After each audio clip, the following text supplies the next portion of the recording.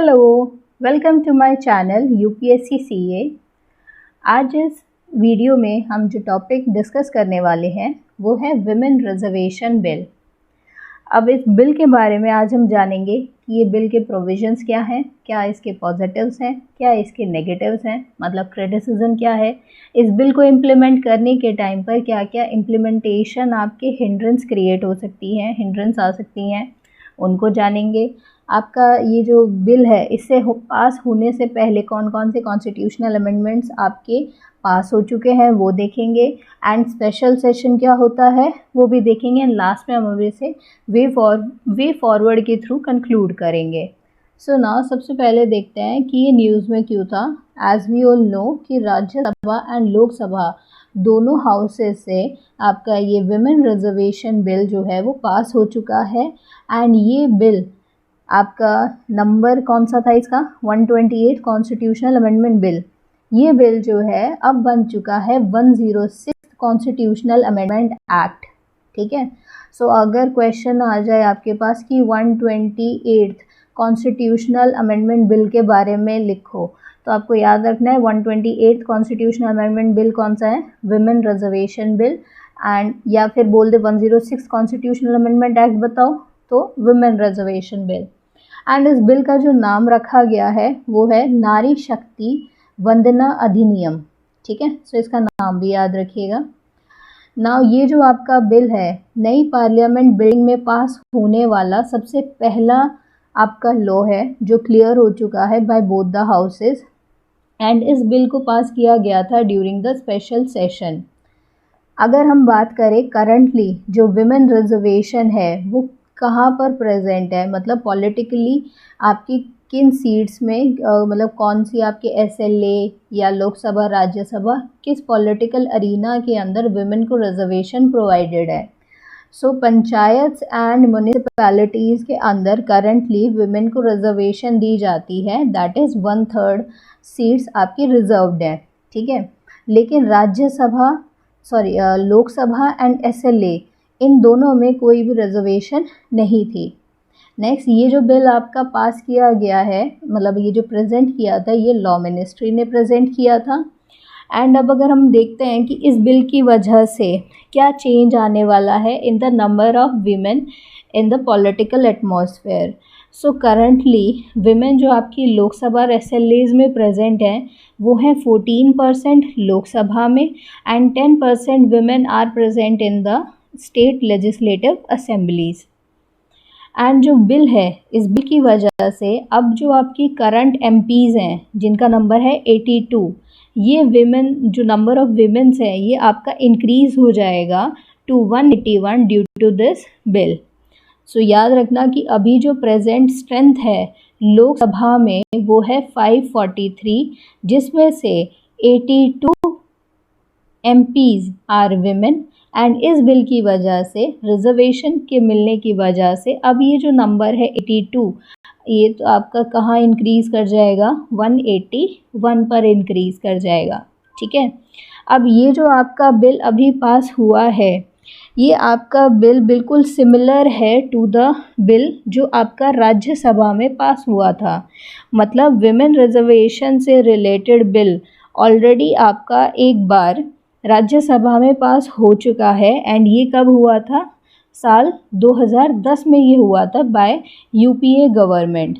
ठीक है, सो UPA government ने जब इसे बिल को पास किया था तो बिल्कुल सिमिलर इसमें प्रोविजंस थे, लेकिन सिर्फ एक ही फैक्टर है जो बिल अभी नया वाला ये जो पास हुआ है और पुराने वाले में, कि यहाँ पर डिलिमिटेशन प्रोसेस का जो प्रोविजंस दिए हुए हैं वो डिफरेंट है। अदरवाइज़ ये बिल आपका पुराने वाले जैसा ही है। ठीक है, ये आपकी कहते हैं कि ओपोजिशन ने भी इस पॉइंट को उठाया था जब ये बिल आपका इंट्रोड्यूस किया गया था हाउसेस में। नेक्स्ट, अगर आप नीड की बात करें, हम विमेन को नीड की क्या ज़रूरत है, सो आप यहाँ पे कोई भी मल्टीपल आप डाल सकते हैं पॉइंट्स, जैसे कि अभी जो हमारी सोसाइटी है वहाँ पर विमेन की जो रिप्रेजेंटेशन है पॉलिटिकल अरीना में वो बहुत लो है। इंडिया में सिर्फ 14.4% विमेन लोकसभा के अंदर प्रेजेंट है, ये एग्जैक्ट नंबर है। मैंने अर्लियर आपको सिर्फ 14% राउंड अबाउट बताया था, ठीक है। सो आपके अराउंड 14.4% वीमेन लोकसभा के अंदर अभी फ़िलहाल प्रेजेंट है। लेकिन अगर इंटरनेशनली देखें तो कुछ ऐसी कंट्रीज़ भी हैं जहाँ पर विमेन को रिजर्वेशन अराउंड 50% भी मिला हुआ है। मतलब वहाँ के जो आपकी पॉलिटिकल अरीना में विमेन के लिए सीट्स हैं वो अराउंड 50% रिजर्व की गई हैं, ठीक है। सो डेमोक्रेटिक कंट्रीज़ के अंदर अगर हम बात करें तो जो आपका इंडिया है वो काफ़ी ज़्यादा पीछे आता है बाकी सभी अदर जो आपकी डेमोक्रेसीज़ हैं उनमें for the women reservation, regarding women reservation. So आपकी ये कॉज क्या हो सकता है, क्यों आपको ज़रूरत है?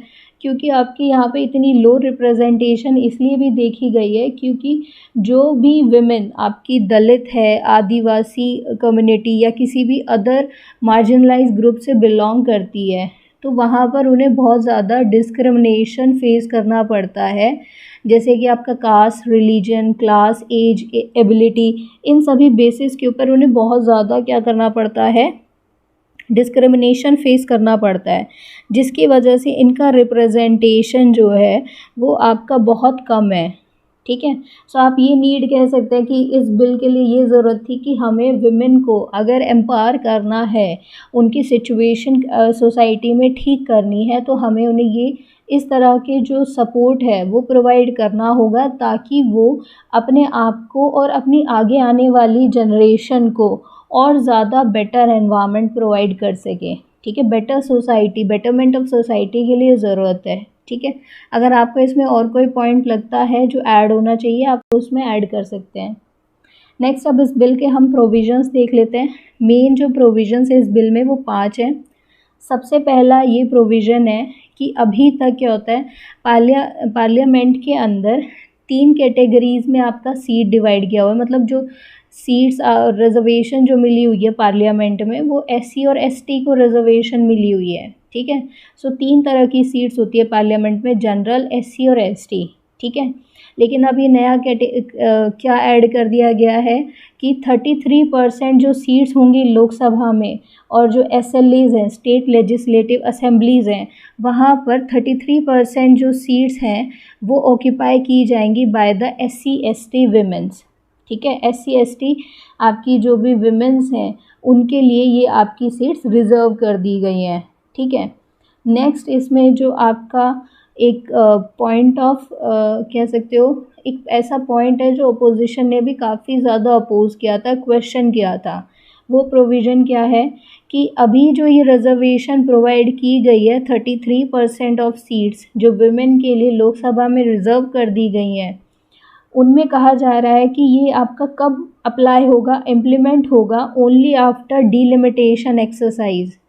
एंड जो आपकी डिलिमिटेशन एक्सरसाइज होने वाली है वो आपकी होगी after conduction of the first census. First census मतलब 2026 के बाद जो पहला सेंसस कंडक्ट किया जाएगा उसके बेसिस पर डिलिमिटेशन एक्सरसाइज होगी एंड उस एक्सरसाइज के बाद आपकी जो सीट्स हैं वो विमेन के लिए रिज़र्व की जाएंगी। मतलब ये जो बिल आपका इम्प्लीमेंट किया गया है 33% सीट्स लोकसभा में एसएलएज में विमेन के लिए रिज़र्व होंगी, ये आपका अराउंड 2029 के इलेक्शन में जाकर कहीं इम्प्लीमेंट होगा, उससे पहले नहीं हो पाएगा। मतलब अभी जो 2024 में इलेक्शन होने वाला है उस वक्त विमेन के लिए कोई रिजर्वेशन नहीं है इन लोकसभा इलेक्शंस, ठीक। ये आने वाले अभी जो भी स्टेट असेंबली के इलेक्शंस होंगे, ठीक है। ऐसा क्यों होगा डिलिमिटेशन एक्सरसाइज आफ्टर 2026 के पहले सेंसस, 2026 के बाद आने वाले पहले सेंसस के अकॉर्डिंग ही क्यों होगा ये हम अभी आगे जानेंगे, ठीक है। अब आगे देखते हैं, ये जो आपका विमेन रिजर्वेशन बिल है ना, ये आपका मैंडेटरी करता है कि ये जो आपका बिल हम लेकर आ रहे हैं ये सिर्फ 15 साल के इम्प्लीमेंट होगा। अगर पार्लियामेंट को लगता है 15 साल बाद कि हमें विमेन को रिजर्वेशन देनी चाहिए तो वो इसे और आगे एक्सटेंड कर सकती है, ठीक है। मतलब ये बिल सिर्फ 15 साल तक के लिए लेकर आया है रिजर्वेशन का, ठीक है। और इसी को कहा गया है सनसेट क्लॉज, ठीक है। अब हम बात करते हैं कि जो ये सीट्स विमेन के लिए रिज़र्व की जाएंगी, उनके लिए कहा गया है जो सीट्स रिज़र्व होंगी वो सब रोटेशन बेसिस पे होंगी। मतलब मान लीजिए कोई भी एक पर्टिकुलर स्टेट है आपके पास, तो जैसे कि इस एरिया की ये 3 कॉन्स्टिट्यूएंसीज़ में विमेन को रिजर्वेशन दे दिया है, तो कुछ टाइम बाद यहाँ से रिजर्वेशन हटा देंगे, स्टेट की इस एरिया से हटा देंगे एंड किसी दूसरे एरिया में उस सीट को क्या कर देंगे, सीट्स को रिज़र्व कर देंगे। यहाँ से हटा दिया एंड यहाँ पर आपकी अप्लाई कर दी, तो इस तरह से रोटेशन ऑफ सीट्स हो जाएगा, किया जाएगा एंड ये आपका पार्लियामेंट बाय लॉ रेगुलेट करेगा, डिटरमाइन करेगा। ठीक है, जब भी आपका सब्सिक्वेंट डिलिमिटेशन एक्सरसाइज होगी। सो ये याद रखना। तो कब होगा रोटेशन ऑफ सीट्स, कब करेंगे, जब भी आपका डिलिमिटेशन एक्सरसाइज किया जाएगा, उसके बाद आपका जो पार्लियामेंट है वो सीट्स रोटेट करेगा विमेन रिजर्व, जो विमेन के लिए रिजर्व की गई हैं। नेक्स्ट, ये जो आपका बिल है इसने clause 1 in the article 330A के अंदर क्लॉज 1 ऐड करके ये सीट्स रिजर्व की हैं। एंड जो मेन चीज़ आपको याद रखनी है वो ये है कि ये जो कोटा है सिर्फ लोकसभा एंड एसएलएज पर अप्लाई होता है, राज्यसभा के ऊपर अप्लाई नहीं होगा।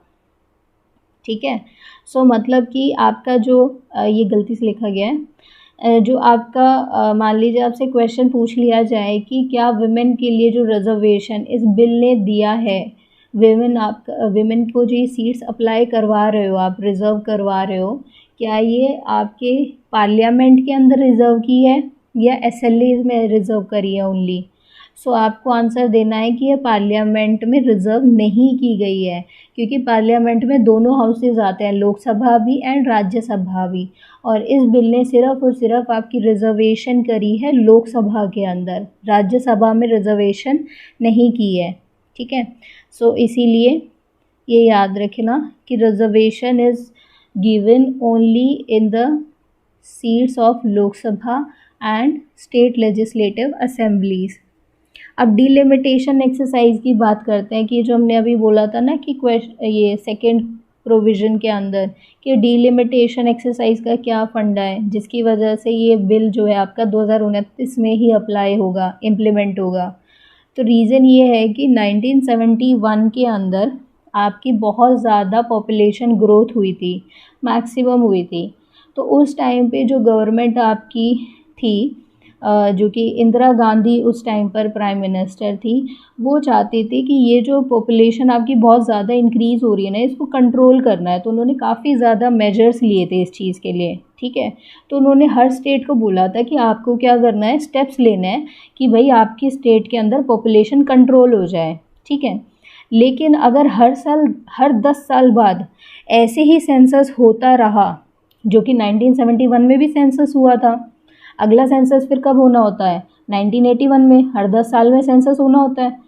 तो उन्हें ये लगा, इंदिरा गांधी जी को, कि है ना 1971 में सेंसस हो गया, मैंने इन स्टेट्स को बोल भी दिया कि भाई कंट्रोल करो पॉपुलेशन, लेकिन जैसे जैसे पॉपुलेशन बढ़ती जाएगी, इनके लिए जो नंबर ऑफ़ आपके सीट्स हैं स्टेट के अंदर, वो तो पॉपुलेशन के साथ इंक्रीज़ होंगी, क्योंकि हमारे यहाँ पर जो सीट्स एलोकेट की जाती हैं लोकसभा में और स्टेट लेजिस्लेटिव असेंबलीज़ में, वो स्टेट के पॉपुलेशन के ऊपर बेस्ड होती हैं।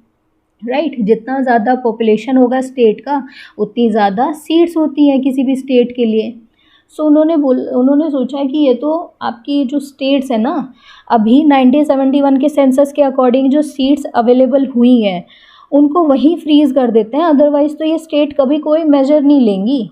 इन्हें तो लगेगा अच्छा है, जितनी ज़्यादा पॉपुलेशन उतने ज़्यादा आपको सीट्स वो हो जाएंगी आपके स्टेट की, और उतने ही ज़्यादा आपके वोट्स के लिए भी रहेंगे।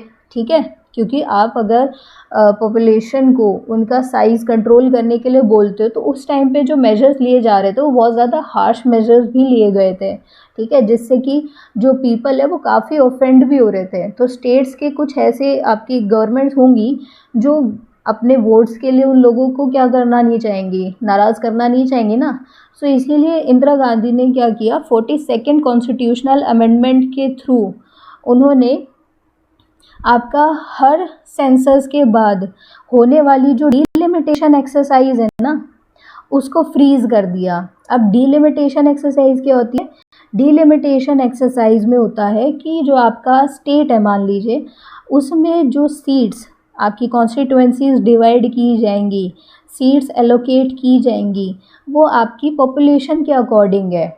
ठीक है, सो उन्होंने ये एक्सरसाइज आपकी फ्रीज कर दी। मतलब अगर 1981 में अगर आपकी पॉपुलेशन और ग्रो करती है तो तुम्हारी नंबर ऑफ सीट्स लोकसभा में और राज्यसभा में या फिर आपकी उसमें स्टेट लेजिस्लेटिव असेंबली में वो तो इंक्रीज़ नहीं होने वाली, तो स्टेट गवर्नमेंट को कोई फ़ायदा नहीं होगा। ठीक है, तो वो क्या करेंगी, फिर मेजर लेंगी कि भाई इनकी पॉपुलेशन कम करो, कोई फ़ायदा तो है नहीं, वोट तो का फ़ायदा तो इनका होगा नहीं, तो अब इनकी पॉपुलेशन कम कराओ। तो ये सोचकर उन्होंने 42nd कॉन्स्टिट्यूशनल अमेंडमेंट लेकर आए थे। फिर उसके बाद क्या हुआ, 42nd कॉन्स्टिट्यूशनल अमेंडमेंट में ही उन्होंने लिख दिया था कि अब ये जो डीलिमिटेशन एक्सरसाइज है ना, ये मैं अब के लिए फ्रीज कर रही हूँ, ये लेकिन आगे होंगी, फ्यूचर में तो होंगी। तो उन्होंने ये जो टाइम पीरियड दिया वो था 2000 का दिया था, 2000 के लिए बोल दिया था। उन्होंने बोला कि अब ये जो डीलिमिटेशन एक्सरसाइज होगी ना, ये 2000 जो आपका ईयर आएगा उसके बाद होने वाला पहला जो सेंसस होगा ना, उसके बाद आप अपना डिलिमिटेशन करवा लेना। ठीक है, सो 2000 में आपका सेंसस हुआ, तो 2000 के बाद जो पहला सेंसस आने वाला था, मतलब 2000 वाला ही, तो डीलिमिटेशन एक्सरसाइज होनी थी। तो उस वक्त 2001 के टाइम पर वाजपेयी गवर्नमेंट ने 84th कॉन्स्टिट्यूशनल अमेंडमेंट वो लेकर आए। ठीक है, एंड उन्होंने इस डीलिमिटेशन एक्सरसाइज को आगे पुश कर दिया। कब? First census after the year 2026, इस डेट की हम बात कर रहे थे।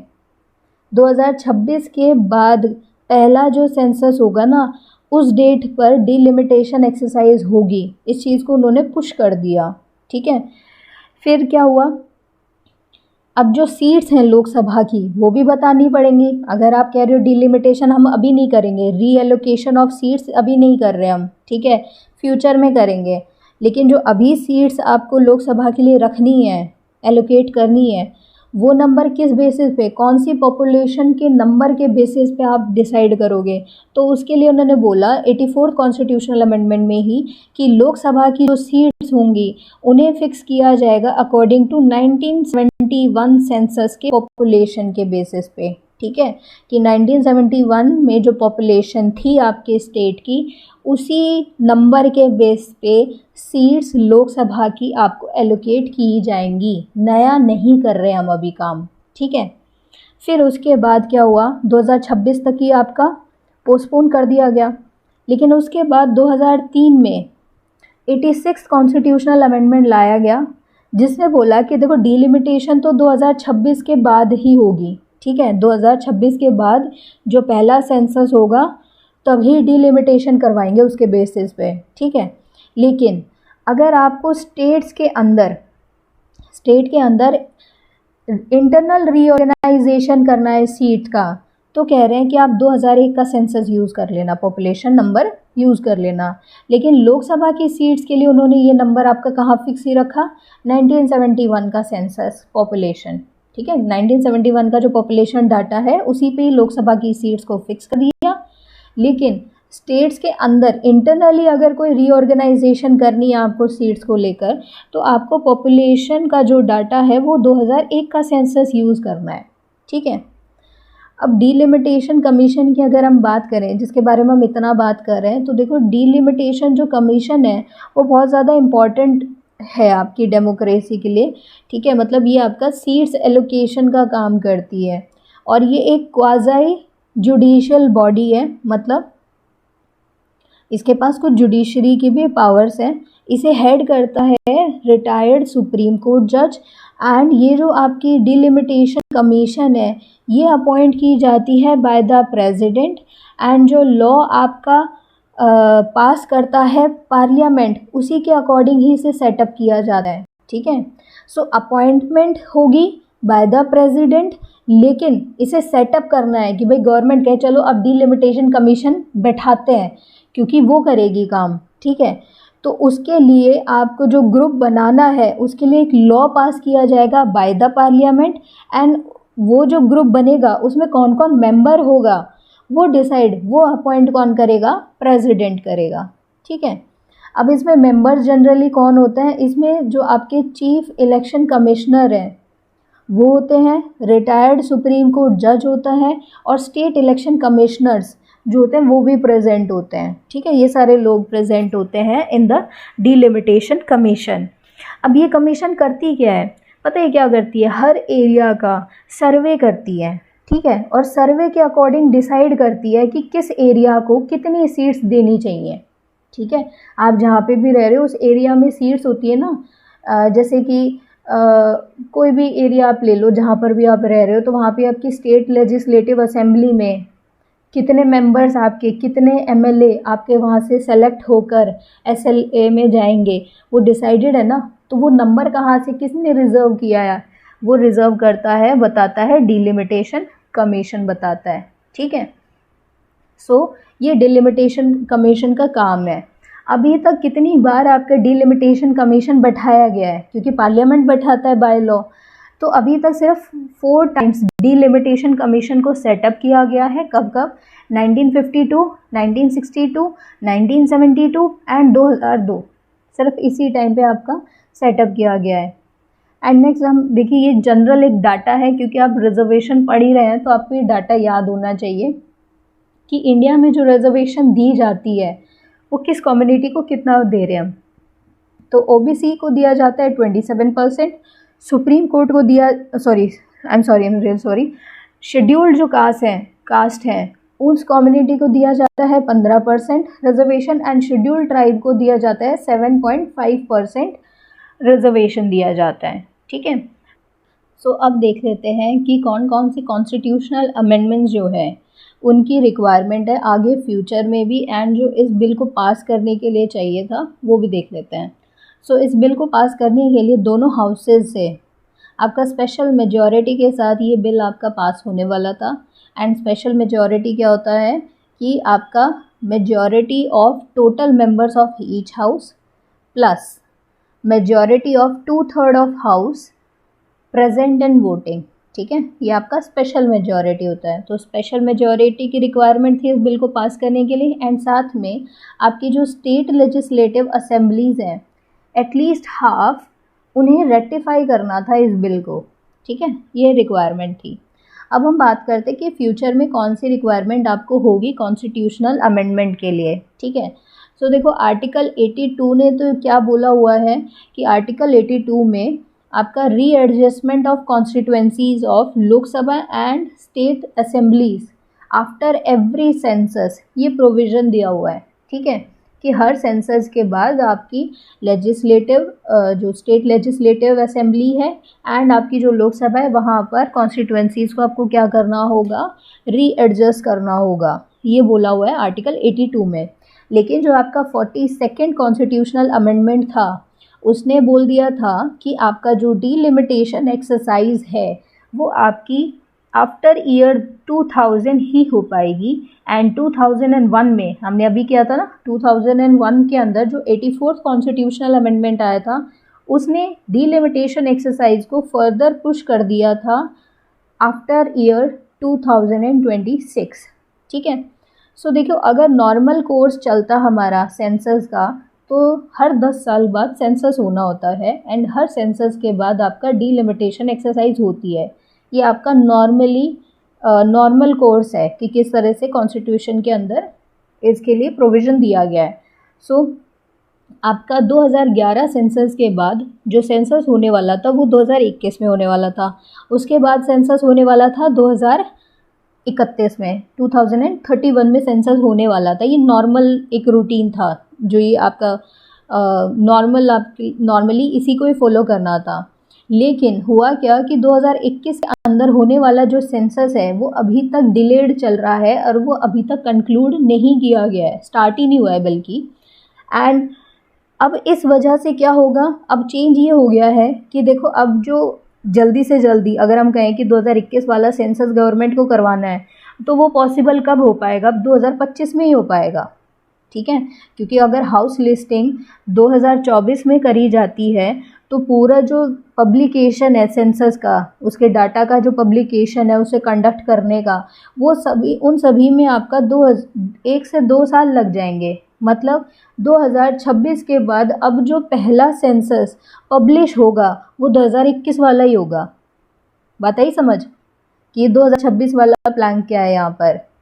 तो अब जो सेंसस होने वाला है 2026 के बाद, अगर हम देखते हैं डिलेड जो ये प्रोसीजर चल रहा है 2021 का, सो 2021 वाला ही सेंसस आपका पब्लिश होगा 2026 के बाद, एंड वही आपका बेसिस बनेगा फिर डिलिमिटेशन के लिए, जो कि नॉर्मली कौन होने वाला था, बेसिस 2031 का सेंसस आपका यूज़ होने वाला था। ठीक है, सो यहाँ पर वो यूज़ नहीं होगा, 2021 वाला ही पहला हो जाएगा। ठीक है, इसीलिए आपके बिल के अंदर बोला हुआ है कि रिजर्वेशन जो सीट्स हैं विमेन के लिए, वो आपकी लगभग 2029 वाला जो इलेक्शन है वहीं पर ही इम्प्लीमेंट हो पाएंगी।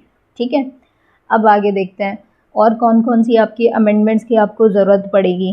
तो देखो, जब 2026 के बाद जो पहला सेंसस, मतलब अभी जो 21 वाला जो सेंसस है, 2021 वाला जो सेंसस है, इसके बाद जो ये डिलिमिटेशन एक्सरसाइज होगी ना, उसके लिए भी तो आपको कॉन्स्टिट्यूशन में अमेंडमेंट करनी होगी, क्योंकि डिलिमिटेशन एक्सरसाइज करने के लिए एक तो बिल पास करना पड़ेगा आपका। ठीक है, आपका पार्लियामेंट को क्या करना पड़ेगा, डिलिमिटेशन एक्सरसाइज के लिए भी बिल पास करना होगा। उसके बाद जो डिलिमिटेशन एक्सरसाइज हो जाएगी, वो जो रिजल्ट देगी उसको भी तो आपको अमेंड करना पड़ेगा। मतलब अगर ये जो आपकी डिलिमिटेशन एक्सरसाइज हुई है, इसने किसी भी स्टेट की जो नंबर ऑफ सीट्स हैं मान लो बढ़ा दी, तो वो बढ़ी हुई सीट आप कॉन्स्टिट्यूशन में तो लिखोगे, तो आपको कॉन्स्टिट्यूशन की भी अमेंडमेंट करना पड़ेगा। अब कौन सा आर्टिकल अमेंड करना पड़ेगा आपको, 82 एंड 170 का क्लॉज 3, वो भी आपको अमेंड करना होगा। ठीक है, एंड साथ ही साथ अब देखो, तुम्हारे कॉन्स्टिट्यूशन के अंदर जो आर्टिकल 82 है वहाँ पर लिखा हुआ है कि डिलिमिटेशन एक्सरसाइज करवाई जाएगी आफ्टर 2026 के बाद होने वाला पहले सेंसस के लिए बाद। ठीक है, ये बोला हुआ है। सो ये जो टाइमलाइन 2026 आपकी आर्टिकल 82 के अंदर दी हुई है, अब आपको इसे भी तो चेंज करना होगा 2026 के बाद, जब आप अपना सेंसस वगैरह सब कुछ करवा लोगे तब। सो आपको अब क्या क्या फ्यूचर में रिक्वायरमेंट पड़ने वाली है, आपको पहली जो रिक्वायरमेंट होगी अमेंडमेंट की, वो क्या है, आपको डिलिमिटेशन एक्सरसाइज के लिए लॉ पास करना होगा। ठीक है, फिर उसके बाद जो वो रिजल्ट देगी उसके अकॉर्डिंग आपको अमेंडमेंट करनी होगी इन दोनों आर्टिकल्स के अंदर। एंड लास्ट आपको थर्ड आपका 2026 में होने जो ये टाइमलाइन दी हुई है ना 2026 वाली, इसको भी चेंज करना होगा, और इसके लिए भी आपको कॉन्स्टिट्यूशनल अमेंडमेंट की ज़रूरत पड़ेगी। ठीक है, नेक्स्ट एक और देख लेते हैं कि ये जो आपकी डिलिमिटेशन एक्सरसाइज होने वाली है ना, इसमें आपको स्टेट्स का कंसेंसस भी चाहिए होगा, क्योंकि आर्टिकल जो 368 का क्लॉज 2 है वो कहता है कि अगर कोई भी चेंज रिप्रेजेंटेशन ऑफ स्टेट्स का होता है पार्लियामेंट में, अगर स्टेट रिप्रेजेंटेशन के अंदर कोई भी चेंज आता है तो उसे क्लियर करना होगा by a majority of not less than 2/3 members of that house voting and needs to be rectified by at least half of the states. ठीक है, तो स्टेट्स को भी रेटिफाई करना होगा इस डिलिमिटेशन एक्सरसाइज को, जो भी इसके रिजल्ट आएंगे उसको।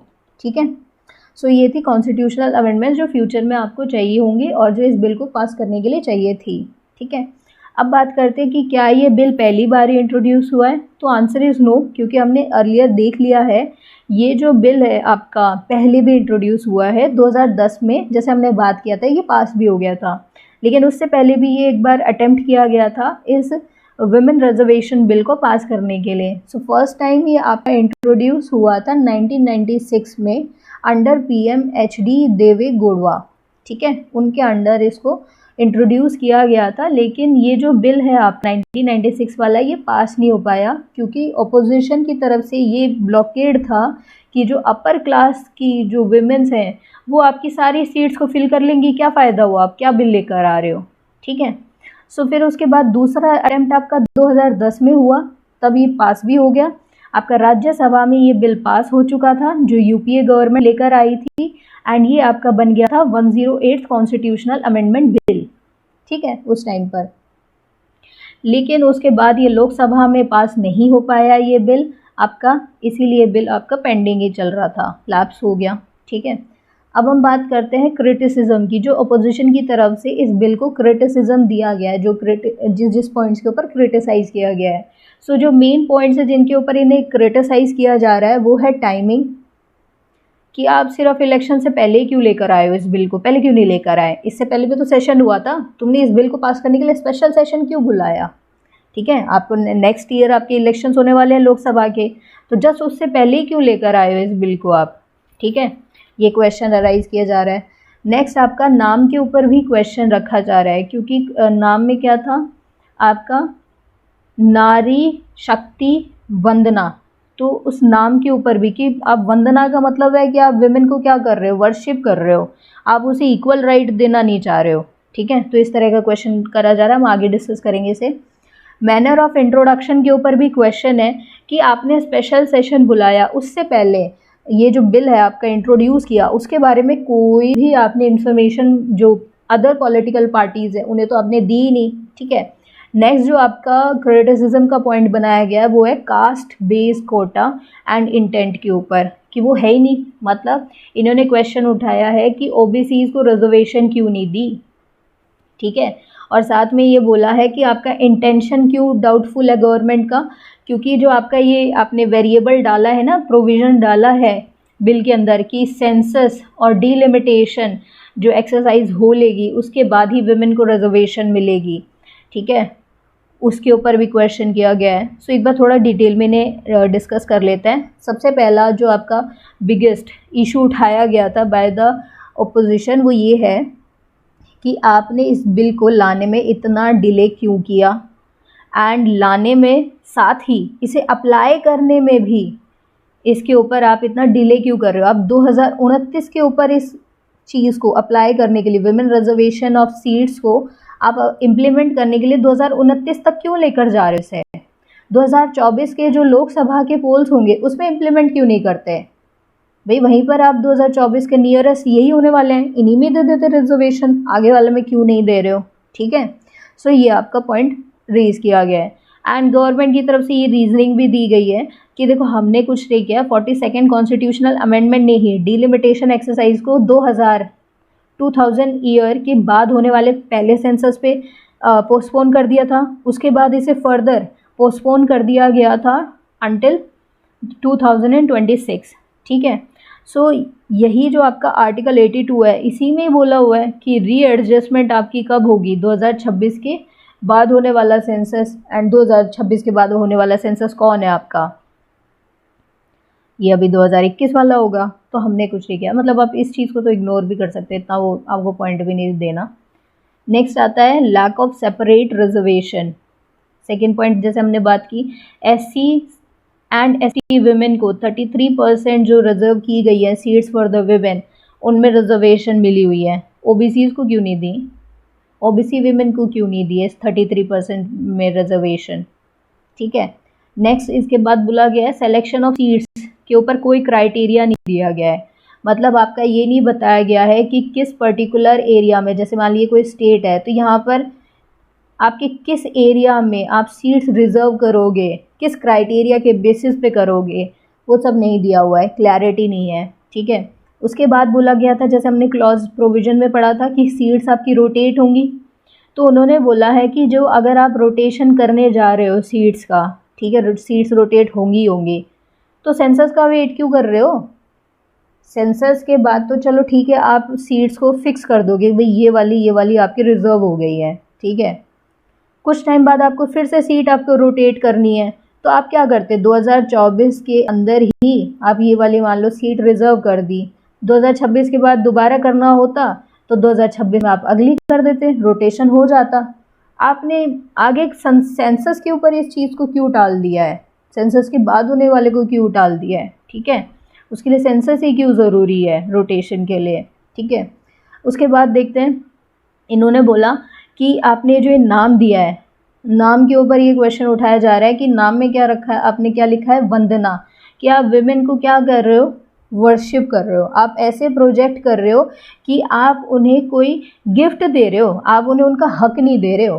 ठीक है, मतलब आप इस तरीके से शो कर रहे हो कि वीमेन जो है वो पैसिव रेसिपेंट है, लेने वाली हैं गिफ्ट्स को लेने वाली हैं, और आप बेनोवलेंट हो रहे हो ये कहकर कि हम आपकी वंदना कर रहे हैं, हम बहुत बड़े मतलब अपने आप को ऊपर दिखा रहे हो और विमेन को दिखा रहे हो कि पैसिव रेसिपेंट है, आप एक्टिव हो वो पैसिव हैं, आप उन्हें दोगे गिफ्ट, ठीक है, इस तरीके से शो कर रहे हो आप बाय नेम, ठीक है। सो कह रहे हैं कि जो विमेन है ना उसके जो मेन इश्यूज़ हैं, जो मेन प्रॉब्लम्स हैं उस पर फोकस नहीं किया गया, बल्कि आप तो उन्हें इस नाम के थ्रू भी ये शो कर रहे हो कि वो पैसिव है, ठीक है, बस उन्हें जो दे दिया जाएगा वो ले लेंगी, ठीक है। तो इस तरीके से क्वेश्चन अराइज किया गया ऑन दिस आपका बिल, ठीक है। अब बात कर लेते हैं वे फॉरवर्ड। हालांकि ये लास्ट में बात करनी चाहिए थी कंक्लूजन में, लेकिन ये जो कंक्लूजन है मैंने स्टार्टिंग में इनिशियली डाल दिया है, क्योंकि अब आप अपने दिमाग में, हमने क्रिटिसिज्म पढ़ लिया है पूरा बिल का, अब आपको दिमाग के अंदर ये नहीं रखना है कि बिल बुरा है, नहीं, आपको क्वेश्चन के अंदर अगर आंसर करना है तो आपको इस बिल के फेवर में लिखना है, ठीक है। सो जब आप इस फेवर में लिखोगे, वो क्यों कह रही हूँ मैं, क्योंकि देखो बिल में चाहे कितनी कमियां हो, लेकिन जो ये स्टेप है एटलीस्ट एक पहला स्टेप ले लिया गया है किसी पॉजिटिव चेंज के लिए, ठीक है, एटलीस्ट एक स्टेप तो लिया गया, अब तक तो कोई स्टेप ही नहीं लिया गया था, ठीक है। तो जो कमियां हैं ना इस बिल में उसे आगे फ्यूचर में ठीक किया जा सकता है, लेकिन स्टेप तो सही है ना, ठीक, एक स्टेप तो लिया गया। इसीलिए आपको अपने कंक्लूजन के लिए आपको ये दिमाग में नहीं रखना है कि बिल बहुत ख़राब है, बहुत ख़राब है, ऐसा नहीं सोचना है। आपको ये रखना है दिमाग में कि जो भी कमियां हैं उनको हम क्या कर सकते हैं, इम्प्रूव किया जा सकता है, लेकिन स्टेप अच्छा है, ठीक है, क्योंकि वुमेन को आपको अपलिफ्ट करने के लिए एटलीस्ट जो गवर्नमेंट है उसे कोई ना कोई आपका सपोर्ट देना चाहिए, ठीक है, और ये उसके थ्रू सपोर्ट मिल रहा है, ठीक है। अब देखिए ये जो आपका कंक्लूजन है मुझे मिला था न्यूज़पेपर से ही, सो आपको अच्छा लगे तो आप इसे यूज़ कर सकते हैं। इस कंक्लूजन में लिखा हुआ है कि ये जो आपका बिल है ये too bitter to swallow yet too sweet to be spat out, मतलब ये इतना, मतलब मुंह में रख लिया, जैसे आप कोई भी खाना मुंह में रख लो, वो है इतना खट्टा, बिटर है, कड़वा सा है कि आप उसे अंदर भी नहीं ले जा सकते, पूरा स्वेलो भी नहीं कर सकते, लेकिन वो इतना मीठा ज़रूर है कि आप उसे बाहर भी नहीं थूक सकते हो, ठीक है, बाहर की तरफ भी स्पेट आउट नहीं कर सकते हो आप। सो ये आप यूज़ कर सकते हो। ये क्यों कहा गया है, क्यों बहुत ज़्यादा कड़वा है, कड़वा ये इसीलिए है क्योंकि देखो विमेन को अगर आपने ये रिजर्वेशन दे दी, वो तो अच्छी बात है कि विमेन आपकी आएंगी लोकसभा में, असेंबलीज में, अपने जो व्यूज़ हैं, पॉइंट हैं, रिप्रेजेंट करेंगी अपने आप को वहाँ पर, ठीक है। लेकिन दिक्कत क्या है, क्या इसमें खटास है कि जो बाहर आपके डेमोक्रेटिक फोर्सेस से बाहर, पार्लियामेंट से बाहर जो फोर्सेस आपकी एग्जिस्ट करती हैं वही डिटरमाइन करेंगी क्या विमेन आपकी वहाँ तक पार्लियामेंट तक जा पाएंगी, ठीक है।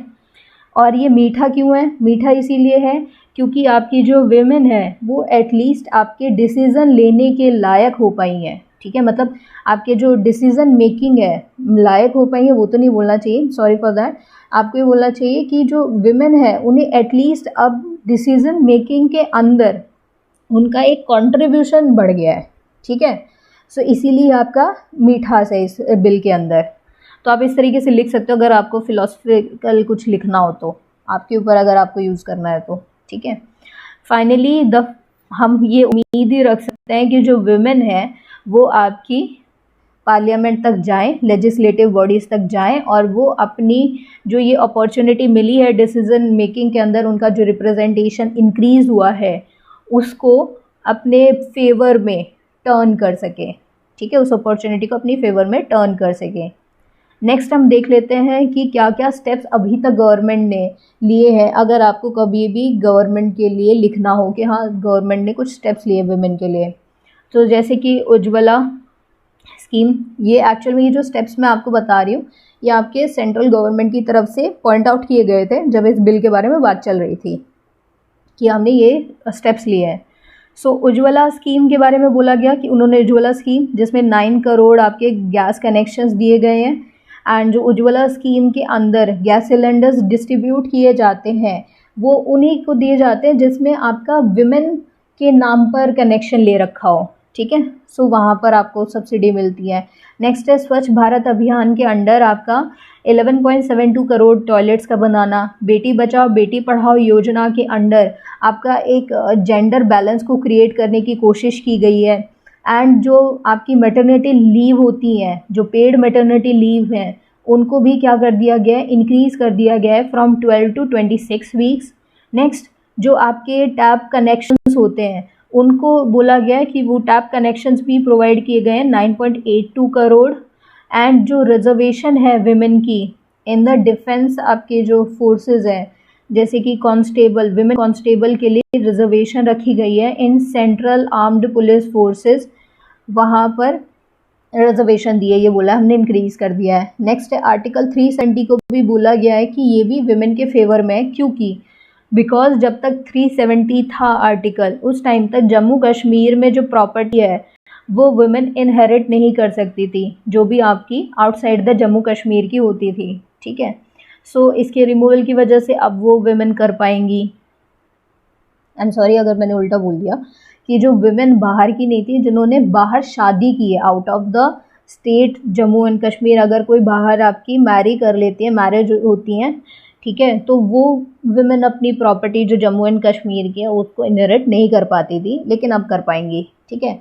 ट्रिपल तलाक को क्या कर दिया गया है, बैन कर दिया गया है, जिसके लिए बोला जा रहा है कि काफ़ी ज़्यादा ही पॉजिटिव स्टेप है, क्योंकि जो मुस्लिम, मोस्टली जो ज़्यादातर आपकी मुस्लिम डोमिनेटेड कंट्रीज़ हैं, वहाँ पर ये लॉ कब का आपका ख़त्म हो चुका है, वहाँ है ही नहीं, लेकिन हमारे यहाँ इंडिया में बहुत टाइम से था। ठीक है। सो ये स्टेप्स बताए गए हैं। और अभी एक रीसेंट स्टेप जो एक स्टेट गवर्नमेंट ने भी लिया है विमेन के लिए, वो लिया गया है by the Madhya Pradesh government, जिन्होंने 35% रिजर्वेशन विमेन के लिए रख दी है in all the government jobs except forest department. ठीक है। तो आप ये भी कोट कर सकते हो। नेक्स्ट, अब हम इस बिल के लिए पॉजिटिव्स देख लेते हैं। ठीक है। हम क्यों कह रहे थे कि ये बहुत ज़्यादा स्वीट है। सबसे पहली चीज़ देखो, रिप्रेजेंटेशन ऑफ विमेन इंक्रीज होगा।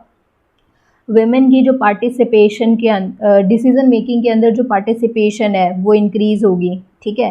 एंड जब आपकी विमेन डिसाइड कर सकती है, डिसीजन ले सकती है, तो हम क्या बोलते हैं कि आपकी विमेन क्या हो रही है, एम्पावर हो रही है। क्योंकि एम्पावरमेंट का मतलब ही होता है कि कोई भी पर्सन के पास इतनी कैपेबिलिटी है कि वो खुद के डिसीज़न खुद ले सके। ठीक है। नेक्स्ट, आपका जो विमेन अगर आपके पार्लियामेंट में या लेजिस्लेटिव बॉडीज़ में इंक्रीज़ होती है, तो क्या होता है कि आपको किसी भी पर्टिकुलर टॉपिक को लेकर एक अलग पॉइंट ऑफ व्यू भी विमेन रिप्रेजेंट करेगी। ठीक है, विमेन प्रोवाइड करेगी। ठीक है। सो बोल रहे हैं कि डिफरेंट पॉइंट ऑफ व्यू भी मिलेगा आपको किसी भी लॉ को बनाने के टाइम पर। नेक्स्ट, आपकी जो सेंसिटिव इश्यूज़ हैं, जैसे कि आपका मैरिटल रेप है, इसको लेकर भी आपका डिस्कशन इंक्रीज़ होगा, क्योंकि विमेन अगर आपकी लेजिस्लेटिव बॉडीज़ में जाती हैं तो वो खुद से रिलेटेड विमेन स्पेसिफिक जो इश्यूज़ होंगे उन्हें भी रेज़ करेगी। ठीक है। तो इस तरह के जो सेंसिटिव इश्यूज़ हैं उनके ऊपर डिस्कशन इंक्रीज़ होगा। ठीक है। एंड जो इश्यूज़ आपके जेंडर इश्यूज़ हैं उनको भी इंक्लूड करेंगी विमेन। ठीक है। आपके जो जेंडर इश्यूज़ हैं सारे with the point of view of the male नहीं देखे जाएंगे, with the point of view of female भी देखे जाएंगे हर इशू को। ठीक है। नेक्स्ट, आपकी जो इंडिया की इमेज है वो इंटरनेशनल अरीना में वो क्या होती है, बेटर होती है, क्योंकि हमने स्टार्टिंग में देखा विमेन अभी तक आपके पार्लियामेंट में कितनी प्रेजेंट है, 14.4 रिप्रेजेंटेशन है इनकी। एंड ये अब आपकी अपने डायरेक्टली कहाँ बढ़ा दी है, 33% पे ले गए हो, तो आपकी इमेज बेटर होगी। आप अपने नेबर कंट्रीज़ को इंस्पायर करोगे कि वो भी इस तरह का कोई लॉ लेकर आए। ठीक है। नेक्स्ट, आपकी इकोनॉमिक स्टेबिलिटी ऑफ फैमिली वो भी इंक्रीज़ होगा। राइट। नेक्स्ट, हम देखते हैं कि पॉलिटिक्स में जो क्रिमिनलाइजेशन का एक इशू रहता है कि हमारी जो पॉलिटिक्स है डे बाय डे इंक्रीजिंगली आपकी क्रिमिनलाइज होती जा रही है, मतलब more criminals are involve in politics. ठीक है। तो वो आपकी डीक्रिमिनलाइजेशन होगा। वो क्यों? क्योंकि जनरली ये देखा गया है कि विमेंस जो हैं वो आपकी क्रिमिनल एक्टिविटीज़ बहुत कम करते हैं। ठीक है। इन्वॉल्वमेंट उनकी कम होती है, तो वुमेन की जाने की वजह से डीक्रिमिनलाइजेशन ऑफ पॉलिटिक्स होगा। एंड जो पब्लिक स्पेसेस हैं वहाँ वो जो स्पेसेस हैं वो आपके वुमेन के लिए भी ओपन हो जाएंगे। ठीक है। नेक्स्ट आपका यहाँ पर एक मेन आपको पॉइंट याद रख सकते हो, वो ये है कि spill over effects, positive domino effects यहाँ पे बहुत ज़्यादा देखे जाएंगे इस स्टेप की वजह से। मतलब अगर कोई भी विमेन की रिप्रेजेंटेशन वो बाहर जाकर बोल रही है, जैसे कि हम एक एग्जांपल ले लेते हैं, सरपंच पति का कॉन्सेप्ट आपको पता होगा जो इंडिया में चलता है। जो हमारी ये लोकल बॉडीज़ होती हैं, लोकल बॉडीज़ होती हैं, जैसे कि पंचायत हो गया, म्यूनिसिपैलिटीज़ हो गया, वहाँ पर वुमेन के लिए रिजर्वेशन ऑलरेडी गिवन है। तो पंचायत के अंदर ये देखा गया है कि जब भी सरपंच वगैरह कोई भी फीमेल बनती है रिजर्व सीट के ऊपर, तो वो फीमेल आपकी जो डिसीज़न है वो नहीं लेती, बल्कि उसका डिसीज़न, उसकी जगह पर कौन काम करता है, उसका हस्बैंड काम कर रहा होता है, तो उसे बोलते हैं सरपंच पति। ठीक है, सो ये देखा गया है कि बहुत बार तो ऐसा होता है कि फ़ीमेल को यही नहीं पता है कि कौन से पेपर पे उसने साइन किया है, सिंपली उसका हस्बैंड आता है, उससे साइन करवाता है और चला जाता है। ठीक है, वही डिसीज़न ले रहा होता है। ठीक है, तो इस तरह का कॉन्सेप्ट काफ़ी देखा गया है इंडिया में। सो ये कहा जा रहा है कि देखो, विमेन अगर आपकी मतलब बहुत ज़्यादा डिसीज़न नहीं ले रही है, आपने विमेन को रिजर्वेशन पंचायत में दे दिया है, सरपंच पति का कॉन्सेप्ट भी इवॉल्व हो गया है, लेकिन फिर भी पता है इसका एक फ़ायदा हो रहा है। क्या स्पिल ओवर फ़ायदा हो रहा है? अदर इफेक्ट ये देखे गए हैं कि फीमेल्स खुद बताते हैं कि उनको अब लेस डोमेस्टिक वायलेंस फेस करनी पड़ती है, क्योंकि हस्बैंड को भी पता है कि वो कहाँ बैठी है, किस पोजीशन पे है। अगर इसके साथ मैंने कुछ भी किया और इसने बाहर जाकर पब्लिकली बोल दिया, उसकी पोजीशन भी एलिवेटेड है विमेन की, तो उस जो कॉन्सिक्वेंसेस है वो बहुत ज़्यादा सीरियस हो सकते हैं, अगेंस्ट मेन हो सकते हैं। इसीलिए जो विमेन्स हैं उन्हें बहुत कम आपकी लेस डोमेस्टिक वायलेंस फेस करनी पड़ी है। कुछ केसेस में ये भी देखा गया है कि विमेन ये कहती हैं कि देखो, हमारी वॉइस एटलीस्ट पब्लिक मीटिंग में सुनी तो जा रही है। मतलब विमेन अगर आपकी पब्लिक जो मीटिंग हो रही है वहाँ पे जो भी बोलेगी उसे सुनेगा तो सही, जो वो अपना पॉइंट ऑफ व्यू रखेगी उसे सुना जाएगा, क्योंकि उस टाइम पर वो एक पोजीशन पर है। ठीक है, उसका जो स्टेटस है वो भी इंक्रीज़ हो जाता है। ठीक है, घर में जो वो अपने रिगार्डिंग अगर कोई फैसला लेना चाहती है तो वो भी ले सकती है। ठीक है, तो इस तरह के जो स्पिल ओवर इफ़ेक्ट्स हैं वो देखे जाएंगे अब जब पार्लियामेंट में भी सीट्स रिजर्व कर दी गई हैं। ये पॉजिटिव इफ़ेक्ट्स देखे जाएंगे। आपकी मोर विमेन अपने आप को स्किल्ड करने के लिए, एजुकेट करने के लिए एफर्ट्स ले पाएंगी। ठीक है, सो पॉलिटिकल एम्पावरमेंट ऑफ फीमेल्स की ये आपके पॉजिटिव इफ़ेक्ट्स होंगे। नेक्स्ट अगर हम बात करें तो आपके जो डेमोक्रेटिक क्रेडेंशियल्स हैं इंडिया के, वो पार्टिसिपेटरी डेमोक्रेटिक क्रेडेंशियल्स जो हैं वो आपके एनहेंस होते हैं। मतलब कि अब आपके डिसीज़न मेकिंग में ओनली आपकी मेल पॉपुलेशन पार्टिसिपेट नहीं कर रही, बल्कि अब ट्रू जो आपकी डेमोक्रेसी है, मतलब थ्रू विमेन, आपकी जो विमेन है वो भी डिसीज़न मेकिंग ले रही है। तो हम बोल रहे हैं कि अब आपकी डेमोक्रेटिक जो कंट्री है, आपकी जो डेमोक्रेसी है, अब वो ज़्यादा पार्टिसिपेटरी हो रही है, क्योंकि जो एक्चुअल आपकी पॉपुलेशन है उसमें विमेन और मेन दोनों मिलकर ज़्यादा डिसाइड करेंगे। ठीक है, ऐसा नहीं है कि मेल डोमिनेटेड डिसीजंस लिए जा रहे हैं, मेल ही आपके सारे डिसीजंस मेकिंग में है, इन्वॉल्व है। ठीक है, नेक्स्ट आता है डेलिब्रेटिव डेमोक्रेसी भी आपकी स्ट्रेंथन होगी। डेलिब्रेटिव मतलब अब आपके जो भी डिसीजन लिए जाएंगे ना लेजिस्लेटिव बॉडीज़ के अंदर, वहाँ पर ज़्यादा डिबेट होगी, क्योंकि अब विमेन गई है तो वो अपने इश्यूज़ भी रखेगी और डिबेट भी करेगी कि जो भी स्टेप लिया जा रहा है वो क्यों लिया जा रहा है, कौन सा स्टेप क्यों नहीं लिया जा रहा है। तो मोर आपका डिस्कशंस होगा, डिबेट्स होंगी। तो उस तरह की डेमोक्रेसी को हम बोलते हैं डेलिब्रेटिव डेमोक्रेसी। ठीक है, सो अगर आपको पॉइंट आउट करना हो, सो ये मेरा ओपिनियन है, it's all up to you, आपको इनमें से कौन सा पॉइंट अच्छा लगा वो रख सकते हो। बट आई थिंक आप जो पॉइंट पॉजिटिव शो कर सकते हो वो है आपका participatory democratic credentials, deliberative democracy वाला, पॉलिटिकल एम्पावरमेंट वाला, डिक्रिमिनलाइजेशन वाला, एंड ये जो सेंसिटिव इशू वाला हमने पॉइंट अभी डिस्कस किया है, इनको आप मेंशन कर सकते हो। ठीक है, ये काफ़ी अच्छे पॉइंट्स हैं।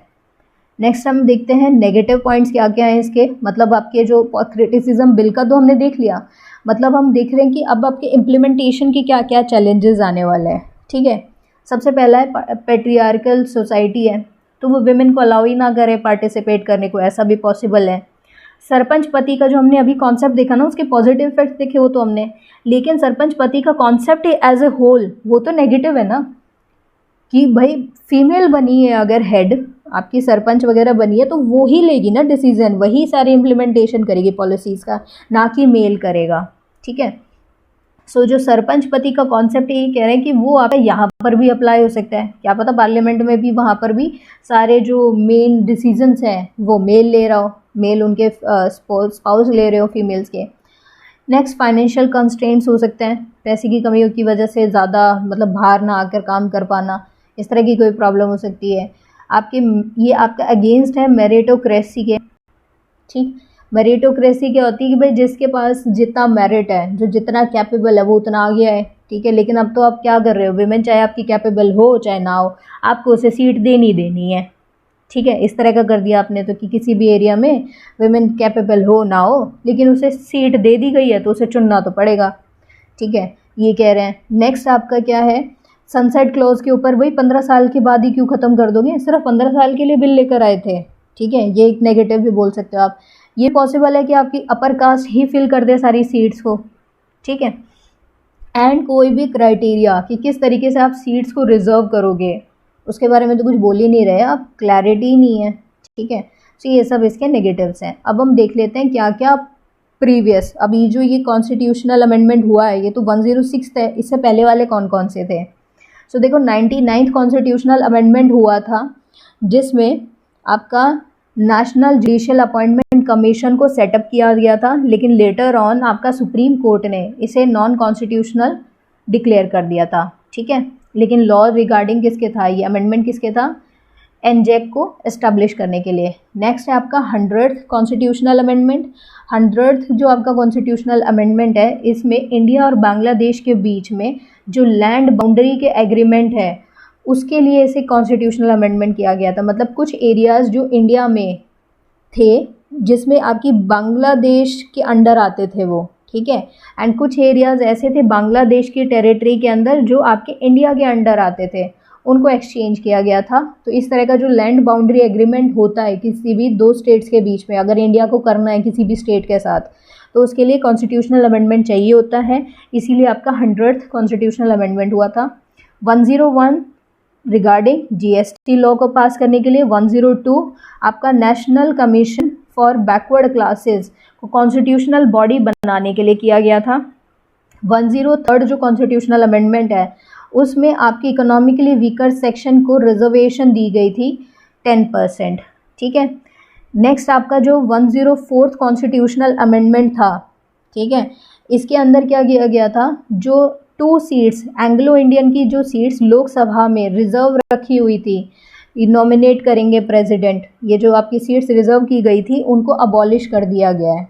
ठीक है, एंड जो आपकी scheduled caste and scheduled tribe है, इन दोनों को जो सीट्स रिजर्व की गई हैं पार्लियामेंट में, उनको कह दिया गया कि हम एक्सटेंड करते हैं अप टू 2030, नेक्स्ट 10 सालों के लिए एक्सटेंड कर दिया गया था। ठीक है, सो इस वजह से अब आपके पास कितनी रिजर्वेशन है इंडिया के अंदर, टोटल 59.5 रिजर्वेशन है, जिसमें किस किस को मिली हुई है reservation, SC, ST, OBC and EWS economically weaker section को। ठीक है, लेकिन हमने लिमिट 1991 में सेट की गई थी बाय द सुप्रीम कोर्ट, वो थी 49.5%। ठीक है, नेक्स्ट है 105th कॉन्स्टिट्यूशनल अमेंडमेंट ने क्या किया था, देखो 105th कॉन्स्टिट्यूशनल अमेंडमेंट ने सेंटर और स्टेट की अलग अलग सीट्स होंगी, लिस्ट होगी ओबीसी की लिस्ट सेंटर की अलग, स्टेट की अलग होगी। ठीक है, एंड ये क्यों किया गया था, ये कॉन्स्टिट्यूशनल अमेंडमेंट क्यों आया था, इसके बेसिक पीछे रीज़न है मराठा रिजर्वेशन केस। जब मराठा रिजर्वेशन केस आपका 2021 में सुप्रीम कोर्ट के पास गया था, तो सुप्रीम कोर्ट ने इस अपना जजमेंट देते वक्त ये कहा था कि स्टेट के पास तो सेपरेट ओबीसी लिस्ट होने का कोई प्रोविज़न ही नहीं है, मतलब स्टेट के पास कोई भी सेपरेट ओबीसी लिस्ट हो ही नहीं सकती, ये बोल रहा था। तो सुप्रीम कोर्ट के जजमेंट को नलीफाई करने के लिए फिर 105th कॉन्स्टिट्यूशनल अमेंडमेंट लाई गई थी, जिसमें बोल दिया कि भाई स्टेट की अलग लिस्ट होगी ओबीसी की एंड सेंटर की अलग होगी। लास्ट अब हम देख लेते हैं स्पेशल सेशन कि इसके बारे में थोड़ी बहुत जानकारी, कब पहले हुआ था और किस आर्टिकल के अंडर ये डिक्लेयर किया जाता है। सो पार्लियामेंट के पास प्रेसिडेंट के पास ये पावर है कि वो स्पेशल सेशन कॉल कर सकती है अंडर आर्टिकल 85। ठीक है, लेकिन ये याद रखना 85 आर्टिकल के अंदर कहीं पर भी वर्ड स्पेशल सेशन नहीं लिखा हुआ। पूरे कॉन्स्टिट्यूशन में कहीं पर भी स्पेशल सेशन को ना ही डिफाइन किया गया है, ना ही मेंशन किया गया है। लेकिन अगर पूछ ले स्पेशल सीटिंग की बात कर ले तो हाँ, ये आपके आर्टिकल 352 के अंदर मेंशन्ड है कॉन्स्टिट्यूशन में। ठीक है, तो याद रहेगा स्पेशल सेशन मेंशन्ड नहीं है कॉन्स्टिट्यूशन में, ना ही कोई डेफिनेशन दी गई है। लेकिन सेशन बुलाने के लिए प्रेसिडेंट के पास पावर है, वो आपको मिलती है आर्टिकल 85 में। ठीक है, और स्पेशल सीटिंग आपको मेंशन्ड है 352 आर्टिकल के अंदर। ठीक है, नेशनल इमरजेंसी की केस में। नेक्स्ट है आपका जो ये स्पेशल सेशन है, इसे रिजाइड कौन करेगा? वो करता है लोकसभा स्पीकर। ठीक है, एंड ये जो स्पेशल सेशन की हम बात कर रहे हैं, ये आपके दोनों हाउसेज का जॉइंट सेशन भी हो सकता है या फिर इंडिविजुअल हाउसेज का भी हो सकता है। मतलब लोकसभा का अलग से स्पेशल सेशन हो गया, ऐसा भी पॉसिबल है, या फिर लोकसभा एंड राज्यसभा का दोनों का एक साथ आपका जॉइंट सेशन भी हो सकता है। ठीक है, कॉन्स्टिट्यूशन में कोई भी जब मेंशन ही नहीं किया हुआ तो कोई टाइम पीरियड भी नहीं दिया हुआ होगा। ठीक है, तो कोई कैलेंडर भी फिक्स नहीं है कॉन्स्टिट्यूशन में स्पेशल सेशन के लिए। नेक्स्ट, कब कब ये पहले बुलाया जा चुका है? सो 1992 में 9 अगस्त को जब 50th एनिवर्सरी थी क्विट इंडिया मूवमेंट की, तो उस टाइम मिडनाइट सेशन आपका बुलाया गया था। 1997 में जब गोल्डन जुबली थी इंडियन इंडिपेंडेंस की, उस वक्त स्पेशल सेशन बैठाया गया था। 2002 में आपका प्रिवेंशन ऑफ टेररिज्म एक्ट 2002 को पास करने के लिए भी स्पेशल सेशन बुलाया गया था। नेक्स्ट, जीएसटी बिल पास करने के लिए 2017 में आपका स्पेशल सेशन बुलाया गया था।